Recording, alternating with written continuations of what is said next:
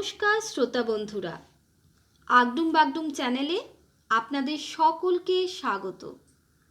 আজ আপনাদের জন্য নিয়ে এসেছি অনির্বাণ চৌধুরীর কলমে আনন্দমেলা পত্রিকায় প্রকাশিত একটি ছোট গল্প লক্ষ্য।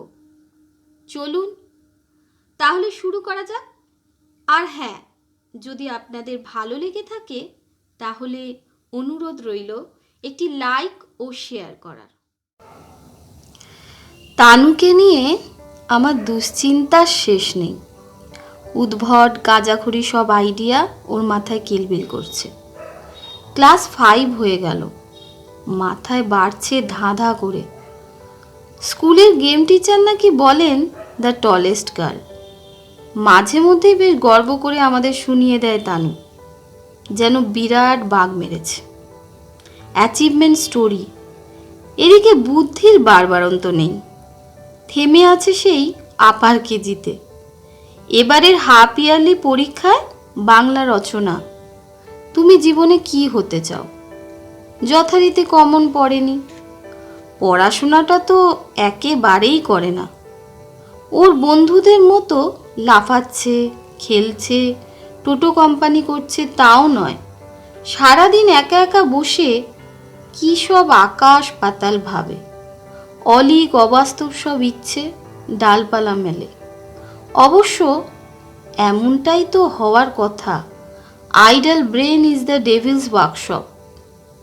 রিনা যে কটা রচনা তৈরি করিয়ে দিয়েছিল তার মধ্যেও যদি আসতো, মুখ রক্ষা হওয়ার একটা সম্ভাবনা থাকতো। সেগুড়ে বালি।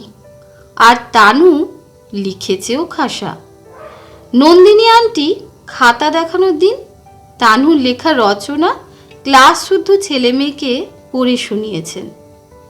তানুর জীবনের লক্ষ্যের কথা জানতে পারলে নতুন লোক তো ভিড়মি খেতে পারে, তবে আমি আর রিনা ধাতস্থ হয়ে গেছি। আর অবাক হই না, ভয় হয় এ মেয়ে কী যে করবে জীবনে। পরীক্ষার খাতায় তানু লিখেছে ও বড় হয়ে বিরিয়ানির দোকানে কাজ করতে চায়। এমন প্রফেশন বাছার কারণটাও লিখেছে, ওর বিরিয়ানি খেতে ভালো লাগে। তার চেয়েও ভালো লাগে বিরিয়ানির গন্ধ। সারা দিন ওই গন্ধের মধ্যে কাটাতে পারাটা ওর স্বপ্ন। তাছাড়াও নাকি বাবা মাকে রোজ বিরিয়ানি খাওয়াতে চায়। ওর মাইনে করি তেমন লাগবে না, শুধু রাতে বাড়ি ফেরার সময় 3 প্যাকেট বিরিয়ানি হলেই হবে। কি কি কাজ পারবে তাও লিখেছে সবিস্তারে। বাসন মেজে দেবে, টেবিল মুছে দেবে, বিরিয়ানির থালা খদ্দেরদের সামনে সার্ভ করবে, এই সব। পরের পেরেন্ট টিচার্স মিটিংয়ের দিন ক্লাস টিচার রিনাকে আলাদা করে ডেকে বললেন, তন্ময়কে মাঝে মাঝে একটু রেস্তোরাঁয় নিয়ে যাবেন, বিরিয়ানি কিন্তু ওর ফেভারিট ফুড। ইদানিং রিনার সঙ্গে আমার দাকুরুল লেগেই আছে। ধুমধুমার ঝগড়া। ঝামেলার কারণ তানু। আমি একটু ঘরমুখো হলে নাকি তানুর এই হাল হতো না। সব উদ্ভট খ্যাপামিরা গা ঢাকা দিত। এমন অভিযোগের কারণ খুঁজে পাই না আমি। অফিস থেকে ফিরে সন্ধেবেলা আড্ডা দিতে বের হই না, তানুর সঙ্গেই থাকি। আমার সব আড্ডা তানুকে ঘিরে। তানুর যত রাজ্যের আগডুম বাগডুম চিন্তা শেয়ার করার সময় ওই সন্ধেটুকুই। আর সেসব শোনার জন্য হাজির একমাত্র এই বান্দা, রোজ পাগলামির পার্টনার। তানু ওর বড় বড় চোখ গোল গোল করে ফেলে আজগুবি গল্পের ঝাঁপি খুলে। নতুন কিন্তু ভয়ানক সব জীবিকার সুলুক সন্ধান দেয়। আমি ততদিক বিস্ফারিত চোখে হাঁ করে ওর গল্প গিলি। সেদিক থেকে ওর পাগলামির শরিক তো আমিও। তবে আমার সঙ্গে কাটানো সন্ধেগুলো তানুর নষ্টই হয়। পড়ানোটা একেবারেই আমার মধ্যে নেই। আর বাকি রইল বারমুখো আমিটা। হ্যাঁ, আমি বাইরে যাই, অভিযোগ খানিকটা তো সত্যিই বটে। মাসে 2 মাসে একবার বের হই, একটা গোটা দিনের আধখানাও খরচ হয় না তাতে। না হলে প্রাণ হাঁসফাঁস করে ওঠে যে। ক্যামেরা কাঁধে বেরিয়ে পড়ি পাখি ধরতে, মানে ওই ফ্রেমবন্দি করতে আর কি। রাজারহাট, নলবন, রবীন্দ্র সরোবর, সাঁতরাগাছি ঝিল, তবে প্রায় প্রতিবারই ফিরে আসি মেঘলা মুখে। তবু যাওয়া চাই, এমনই নেশা। মাঝে মাঝে রাগ হয় নিজের উপর, হতাশা হয়। আমার জুম লেন্সের অ্যাপারচার 5.6-এর নিচে নামেই না। ওপেন অ্যাপারচার ফুল জুমেও ব্যাকগ্রাউন্ড পুরো ঝাপসা হয় না। সহকর্মী বন্ধুদের মধ্যে কয়েকজন ফটো তোলে, বার্ডিং, কি ঝলমলে সব ফটো। পাখির চোখে সাদা স্পট। ঘড়ির 11টা থেকে 1টার মধ্যে শার্প ফোকাস গুগল লেন্সে ফেলে পাখির নাম জেনে নিয়ে ফেসবুকে দেয়। লাইক কমেন্টের বন্যা। আমার অত চাহিদা নেই, শুধুই ফটোটা একটু ঠিকঠাক তুলতে পারলেই হলো। আরে বাবা, 250 mm লেন্সে কি আর 600 mm এর ফটো হবে? পাখিদের সঙ্গে গলাগলি করা যাবে, এইটুকুই তো আমি বুঝি। আর যা মাইনে পাই তাতে এসব ভাবাও বিলাসিতা। তবু মন কখনো সখনো খারাপ হওয়ার দিকে বাঁক নেয়। অল্প স্বল্প কালিঝুলি জমা হয়। আমি মনকে বোঝানোর চেষ্টা করি, নানা রকম পজিটিভ কথা বলি। এখনও যদি সেই পুরনো ফিল্মের জামালা থাকতো, তাহলে ফিল্ম কেনো রে, ওয়াশ করো রে, প্রিন্ট করো রে, টাকা শ্রাদ্ধ। ফ্রেমের ধারে কাছে আসতে পারতো না আমার মতো ছাপোসারা। মন বেচারা বোঝে, সবটা আবার বোঝেও না। চাহিদার চোখ জেগে থাকে। কেননা একটা 2.8 অ্যাপারচারে 500 আর 600। আরে টেলি লেন্স গো, একবার অ্যাপারচার পুরো খুলে দিলেই ব্যাকগ্রাউন্ড ব্লার্ড। খলবল করে এগিয়ে আসবে রং বেরঙের পাখির দল। গায়ে মাথায় হাত বুলিয়ে দেব, পুড়ে ফেলবো ক্যামেরায়। পোকা ধরা থেকে পটি করা সব। বাড়ি ফেরার সময় পুরোটা আড়াল করে ওঠা হয় না। স্যাঁতস্যাঁতে মনটা উকি দেয়। চোখ মুখ নাক কান গলে মুখ বের করে।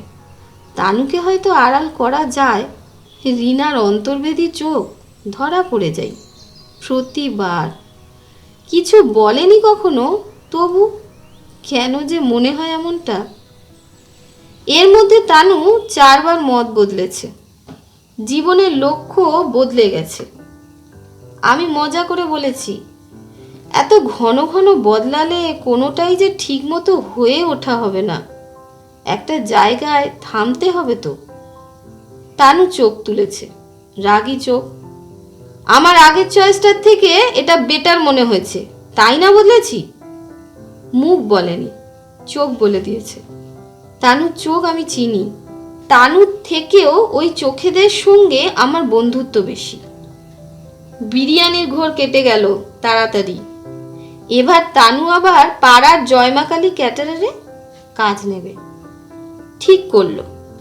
ওরা যে টেবিলের উপর কাগজের রোল গড়িয়ে দেয় আর টেবিল শেষ হলে খচ করে কেটে নেয়, সেটা নাকি দারুণ মজা। সারা জীবন এমন মজায় কাটাতে পারলে তানু আর কিচ্ছুটি চায় না। অবশ্য আশার আলোও ছিল পিছনে। এর চেয়েও ভালো প্রফেশন খোঁজ পেয়ে যেতে দেরি হলো না তানু। বড় হলে পেপারওয়ালা হবে সিদ্ধান্ত নিয়ে ফেলল। আমাদের একমাত্র মেয়ে শেষে কাগজ বিলি করবে বাড়ি বাড়ি। ভিড়মি খেলাম আবার। অবশ্য এমন ভিড়মি খাওয়া অভ্যেসের মতো হয়ে এসেছে এখন। এই কাজ বাছার কারণটা ভয়ে ভয়ে জিজ্ঞেস করলাম, যা বলল তা ভয়াবহ। রোজ সকালে বারান্দায় গিয়ে দাঁড়াই, দেখো না? দেখি তো, তাতে কি? নন্দন কাকু পেপার দিয়ে যায়। নন্দন কাকু হলো আমার আইডল। কেন? ওর মতো কেউ পারবে? সাইকেলে বসেই ব্যাগ থেকে পেপার বের করে, রোল করে, সুতলি পেঁচায়, ছুঁড়ে দেয় আমার 3তলার বারান্দায়। আমি ক্যাচ ধরি, একদিনও মিস হয় না। সাইকেল থামায় না, সাইকেল থেকে নামে না। He is the best. Paper কাকুর ঘোর কাটতেও দেরি হলো না। পরের লক্ষ্য ঠিক হলো রঙের দোকানের কাজ। জানতে চাইলাম সেটা ঠিক কেমন।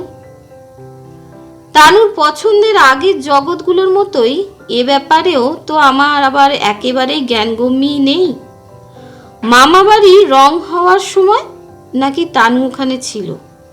ছোট মামার সঙ্গে রঙের দোকানে গেছে কয়েকবার। ব্যাস, চাকরি বদল। চোখে এক পৃথিবী বিস্ময়, সেই গোল গোল চোখ। কি দেখলাম জানো বাবা? কি দেখলি? সাদার সঙ্গে নানা রকম রং মিশিয়ে দিচ্ছে, কিন্তু রং সেই সাদাই থেকে যাচ্ছে। সে নানা রকমের সাদা, নামও তাদের আলাদা আলাদা। Rose white, apple white, barley white, আরও কত রং মিশে গেছে সাদার গায়ে। এমনকি কালো, সব ওই সাদার মধ্যে ঢুকে পড়ছে, আর বেরোতে পারছে না, অভিমন্যুর মতো। আর সব রং ঢেলে দেওয়ার পর ওই পেল্লাই বয়ামটা যা জোরে ঘুরছে না, পুরো লাট্টু। কেমন মজা ভাবো একবার। ঠিকই তো, আমার বোকা চোখে এসব পড়েনি রে কখনো। তাহলে তুই কি হবে ঠিক করলি? এরপর আর অন্য কিছু হওয়া যায়? তুমিই বলো বাবা।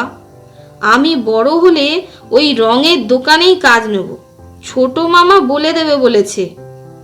ও, ছোট মামাকেও বলা হয়ে গেছে তাহলে? বাহ, বলবো না। ছোট মামাকে ওই রঙের দোকানের কাকুটা চেনে তো। কিন্তু তোর তো রং নিয়ে কোনো কালে এত আদিক্ষেতা ছিল না রে। আঁকার ক্লাসে ভর্তি করলাম, 2 মাসও তো গেলি না, তা হঠাৎ রঙের উপর এত ভালোবাসা জন্মালো কি করে? সে আঁকার ক্লাস আলাদা, খালি পেঁপে আর গাজরের ছবির উপর রং বোলাতে বলে। সেই একঘেয়ে সবুজ আর কমলা, রোজ একই জিনিস, কোনো মজা নেই, বোরিং। এরপর ফুচকাওয়ালা, হাওয়াই চটি স্ট্র্যাপের দোকান, দার্জিলিংয়ের টয় ট্রেনের ড্রাইভার। এইসব ট্রাই করার পর পুরীর প্রথম মেয়ে নুলিয়া হয়ে খানিক থিতু হলো তানু।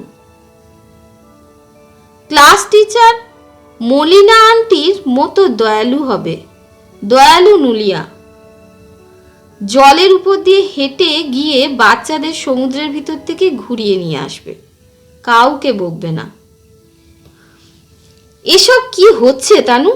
কষে ধমক লাগালাম একটা, মোবাইল ফোনের ভিডিও কলের এপার থেকে। তানু অন্য পারে। কেন বাবা, তুই নাকি হাফ ইয়ারলি পরীক্ষায় ফার্স্ট হয়েছিস? তানু সলজ্জ চোখে তাকালো, যেন একটা মারাত্মক গর্হিত কাজ করে ফেলেছে।